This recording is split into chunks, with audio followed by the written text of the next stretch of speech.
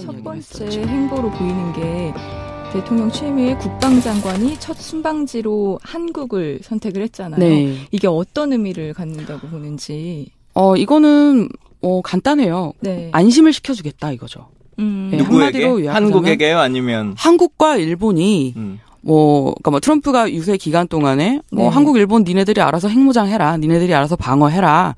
우리는 그 돈 갖다가 우리의 인프라 구축하는 데 다시 쓸게. 이런 식으로 이야기를 했었잖아요. 네. 그런 측면이 있고, 그리고 미군의 방위 분담금이라든가 이제 그런 걸 협상해가지고 니네가 100% 다 내라라는 이야기까지 사실 했었고요. 네. 그런 것에 대한 동맹들의 불안감이 있다고 보는 거죠.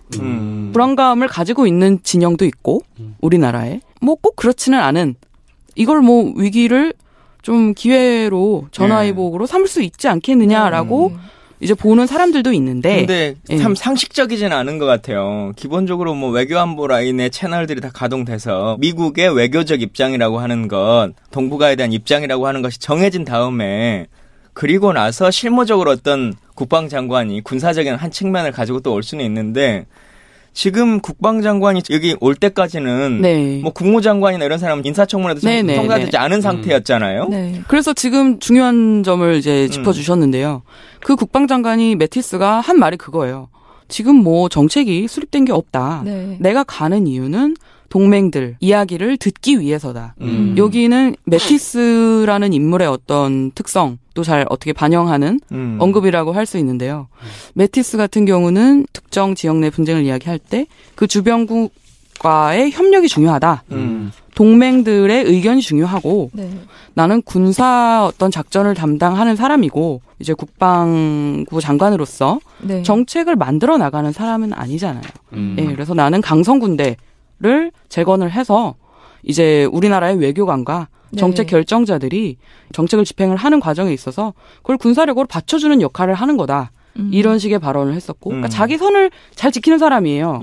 예, 그래서 이 사람이 사드 해라, 니네 미국이 요구한다, 이런 식으로 하는 사람이 아니고, 그래서 사실 우리나라 국가 원수가 조금 우리나라의 이제 국방의 이익과 어떤 국가적인 전체적인 이익을 잘 대변하는 사람이 그 자리에 있었더라면 매티스에게 좋은 의견을 전달했을 수도 있잖아요. 네. 그런 상황이 상당히 아쉽죠. 예. 기왕에 이제 말을 꺼내셨으니까 제임스 매티스라고 하는 이제 신임 국방부 장관이죠. 네. 트럼프 행정부의 첫 번째 지명받은 장관인데 이분이 이제 한국에 온다고 하니까 우리 국방부에서 기자단한테 보도자료를 하나 보낸 게 있어요.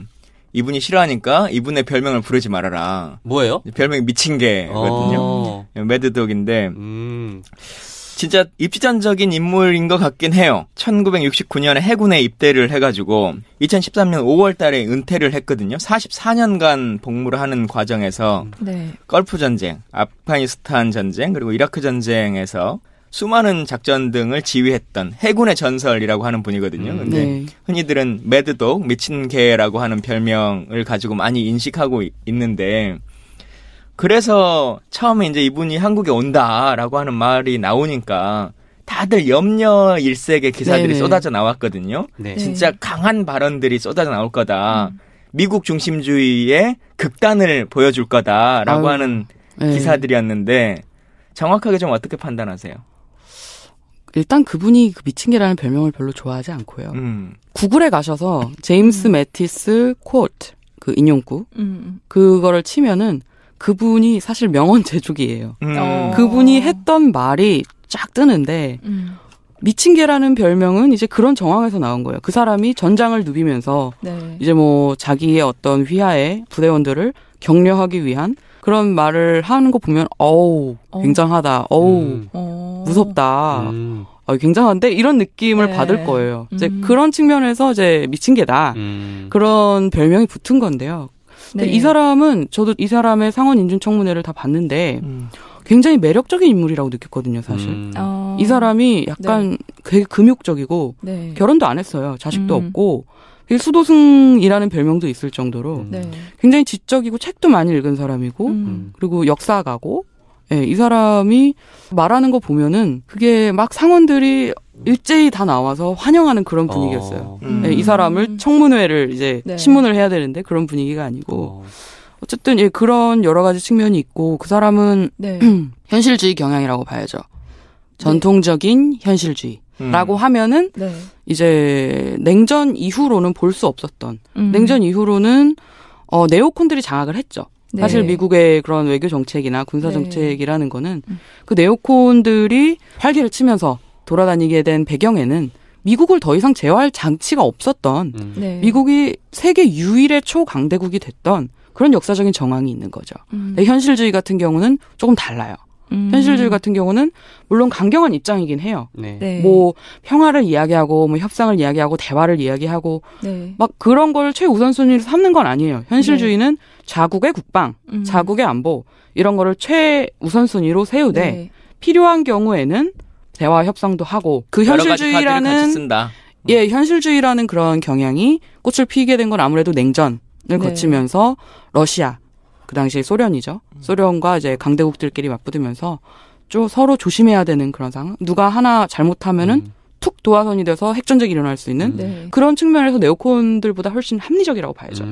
예. 근데 그런 지점에서는 트럼프랑 현실주의자적인 것은 맞는 것 같은데, 네. 근데 이 사람은 공화당 진영의 전형적인 사람이잖아요. 매티스가요? 네. 그 점에서 좀 안 맞는 부분이 있지 않나요? 전략적인 선택인가요? 매티스는 당파적인 사람이 아니에요. 그러니까 매티스는 일반적으로 좀 보수적인 사람들, 일반적으로 좀 전통적인 미국의 가치 그런 걸 이제 하는 사람들이 매티스를 좋아하는 건 맞아요. 네. 근데 매티스가 오바마 행정부와 어느 정도 의견의 차이가 있었던 것도 사실이에요. 네. 사실상 해임된 거잖아요. 그렇죠. 그런데 그러니까 플린처럼 이제 좀 망신스러운 방식으로 해임된 건 아니고요. 예, 그리고 이제 매티스는 민에 의한 군의 통제 예, 그런 원칙을 굉장히 신성시 여기는 사람이고. 근데 그 원칙을 기준으로 본다면 사실 미국의 국방장관의 원칙은 말 그대로 문민 통제. 그래서 군복을 입은 사람은 국방장관이 되지 않는다라고 하는 게 원칙이잖아요. 그게 문민 통제 기본 원칙인데 스스로가 지금 그걸 깬 건데 과연 매티스를 위해서 예외 조항을 만들었죠. 그러니까 예외 조항을 상원들이 만들어서 그 통과시킨 거는 이해하겠는데 그건 상원의 입장이고 본인이 민에 대한 국민 통제가 중요하다라고 원칙을 갖고 있는 사람이었다면 자기가 그 일을 하면 안 되는 거잖아요. 자기도 예상을 못했다고 얘기를 하죠. 자기도 전혀 예상하지 못했다. 근데 트럼프 입장에서는 매티스가 굉장히 귀중한 자산이에요. 자, 이 미친 개가 한국에 와 있는데 한국 거쳐서 일본 간다는 거잖아요. 근데 지금 이제 와 있는 동안에 청와대에서 대통령 권한대행, 총리도 만나고 국방장관 만나고 그리고 김관진 안보실장 만나고 이제 가겠다라고 얘기를 하고 있는데 어떤 얘기들을 좀 나오고 갈 것 같으세요? 예상했던 그냥 안심시키기. 우리는 동맹이다. 한국을 끝까지 지킬 것이다. 뭐 그런 얘기를 실제로 했잖아요.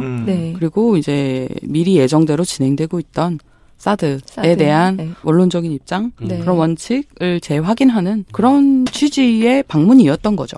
사드의 원론적인 입장이라고 하면 결국은 원래 원론은 12월 정도까지 배치한다라고 하는 거잖아요. 근데 그러다가 갑자기 선거가 빨라지니까 빨리 해서 4월, 5월 달에 하겠다라고 하는 건데 지금의 원론은 4월, 5월경을 말하는 걸까요? 12월을 말하는 걸까요? 오바마 행정부가 이제 퇴임하기 직전에 이제 이걸 서두르자라는 이야기를 많이 했어요. 좀 불안불안하니까 박근혜 정부가 이렇게 되었고 그리고 야당 입장들은 좀 이렇게 다르긴 하지만 그래도 회의적이잖아요. 사드 배치에 대해서. 그래서 오바마 행정부에서 사실 많이 서둘렀죠. 예. 그래서 구체적인 이야기는 사실 뭐 시점에 대한 이야기는 앞으로 또 지켜봐야 되지 않을까. 그런 목적으로는 볼 수 없는 거예요. 사드 배치를 이번 정권이 바뀌기 전에 어쨌든 확정해서 빨리 추진해 가겠다. 그렇게 사드에 대해서 강한 드라이브를 가지고 있는지 매티스가 그리고 트럼프가 그거는 아직 잘 모르겠어요. 이게 매티스 아까 개인의 성향으로 봤을 때 이러한 목적으로 왔을 것이다라고 예측을 하셨는데 이 미국의 국방장관이 아직 그 정부도 제대로 추스리지 못한 상태에서 방문한 게 이거는 뭐 트럼프의 의지라고 봐야 되는 거 아닌가요? 그렇게 풀이될 수도 있겠는데요. 이제 국방장관으로서 트럼프가 하지 못하고 있는 그런 공백을 채워라.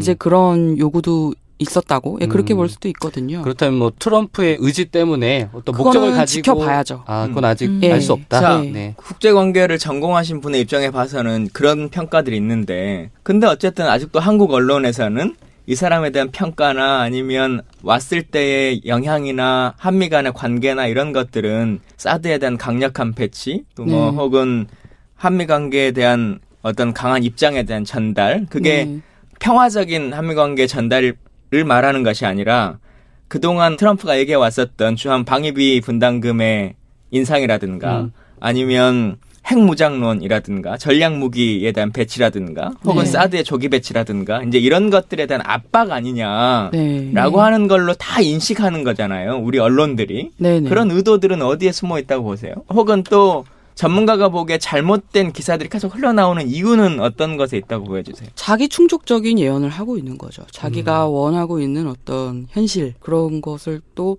미국의 입장에 또 반영을 하는 건데요. 꼭 그렇다고 볼 수는 없는 게 상원 인준청문회에서도 사드에 관한 이야기가 나왔느냐 하면 아니거든요. 사드라는 단어조차도 안 나왔어요. 미사일 방어 체제에 관한 이야기는 전반적인 이야기는 나왔는데요. 좀 거칠게 얘기하자면 뭐 피해 의식이 있다 뭐 이렇게 얘기할 수도 있는 거. 언론의 부풀리기 보도가 좀 있고요. 그러니까 좀 사드를 어떻게 좀 해가지고 안보 국면으로 조금 돌파를 해보자. 이게 정치적 측면들이 너무 많이 담겨져 있는 상황인 거예요. 사드라고 하는 게. 앞서 말씀드린 것처럼 원래 사드의 주 배치는 올해 12월도 딱 있는 게 아니고 정해져 있었던 게 아니고 그냥 장기적으로 하겠다라고 하는 선언에 더 가까웠던 것이고 실제 미국의 예산서에 봐서도 별로 그 사드 예산이 많이 충족돼 있는 상황이 아니잖아요. 지금 담겨져 있는 예산이라고 하는 것은 자기들 사드의 유지관리비 정도의 수준에 거의 머물러 있는 것인데 왜 한국 언론들은 계속 이렇게 사드에 대한 것에 대한 목을 맬까라고 하는 걸 또 한번 생각해보면 이런 것이 좀 있는 것 같아요. 일단 첫 번째는 12월을 한다고 했다가 탄핵 국면이 되니까 4월, 5월에 땡긴다라고 하는 것 자체가 국방부가 이 문제를 특히나 사드라고 하는 이 무기체계에 대해서 안보적 측면이나 군사적 측면을 크게 중요하게 생각하지 않는다는 거예요. 그건 정치적 아이템으로 생각하는 거죠. 예를 들면 탄핵이 갑자기 기각됐다. 그러면은 다시 12월로 연장시킬 겁니까? 전혀 그래야 되는 상황이 아님에도 불구하고 정치적 계속 이용하려고 하는 거죠. 이 정치적 이용이라는 건 뭐냐? 지난 4.11 총선 때, 4년 전 총선 때의 그림을 한번 생각해 보시면 그때는 제주 해군기지라고 하는 아이템을 가지고 정치적으로 활용했죠. 그래서 해군기지 현장에 분쟁이 일어나게끔 만듭니다. 그러면 그 자리에 직접 가는 후보가 있고 가서도 몸으로 막는 후보가 있고 멀리서 성명 하나를 발표하는 후보가 있고 아니면 주민들만 만나고 오는 사람이 있고 아니면 그걸 비난하는 후보가 있고 이제 이런 그림을 만들어내는 거거든요. 사실 사드도 마찬가지가 되겠죠. 이제 4월, 5월쯤에 선거 시기에 맞춰서 군사적 이유와 국방적 이유를 국방부가 스스로가 포기하고 정치적 아젠다로 이것을 끌어올려가지고 그게 이제 언론들이 계속 붐업을 시키고 있는 거잖아요. 그렇게 해서 성주 지역에 지금 사실 환경영향평가도 하나도 하지 않았고 부지에 대한 계획도 정확하게 나와 있지도 않은 이 지역에 갑자기 이제 군 포크레인이 한 10대 들어가는 거죠. 주민들은 난리가 날 거 아니겠어요? 그럼 이 상황에서 야당의 후보들이 처하는 입장이라고 하는 게 참 애매한 상황들이 초래돼요. 그렇게 분쟁이 났는데 현장에 안 가볼 수도 없고 현장에 갔는데 그 포크레인 앞에서 안 막을 수도 없고 그러면 이제 포크레인 막고 군복 입은 군인들과 실랑이를 벌이는 사진을 이제 조선일보 일면에 쓰고 싶은 거죠. 그 그림으로 계속 선거를 치러와서 제가 국방에 4년 있으면서 제일 안타깝게 느낀 것 중에 하나가 국방부 스스로가 군 안보라고 하는 것을 항상 정치파리의 이슈의 하나의 도구로서 활용되는 것을 방기하고 있어요. 이유는 뭐예요? 그렇게 항상 정권을 잡아왔고 국방부라고 하는 조직의 입장에서 보면 보수 정권이 계속적으로 집권을 해주는 것이 자기의 이해관계에 훨씬 더 잘 맞는 거죠. 특별히 어떤 사람에 대해야 한다라고 하는 것보다 기본적으로 보수적 창을 갖고 있는 사람이 군에 애착을 갖는다라고 하는 인식을 갖는 건데 사실은 그것도 진실관계가 틀려요. 실제로는 진보 정권이 들어서야 국방 예산도 훨씬 급진적으로 늘어나는 것인데 여긴 잡아놓은 물고기이기 때문에 보수 정부가 들어서면 아예 예산 자체를 증액시키지 않습니다.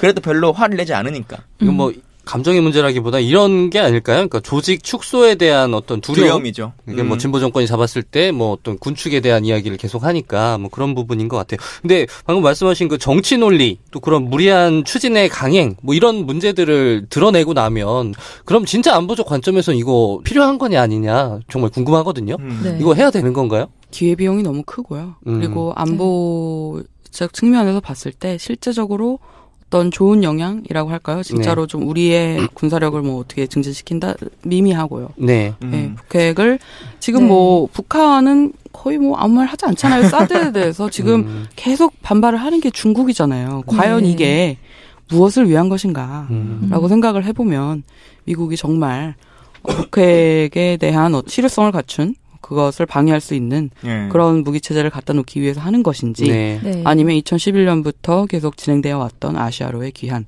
이른바 아시아로의 귀환, 그러니까 중국에 대한 군사적인 봉쇄라는 커다란 흐름에서 지금 호주, 뭐 일본 이미 MD 능력을 갖추고 있고요. 예, 아시아 전역 미사일 방어 체제의 일부로서 이제 급기야는 한국까지 오는 것이냐.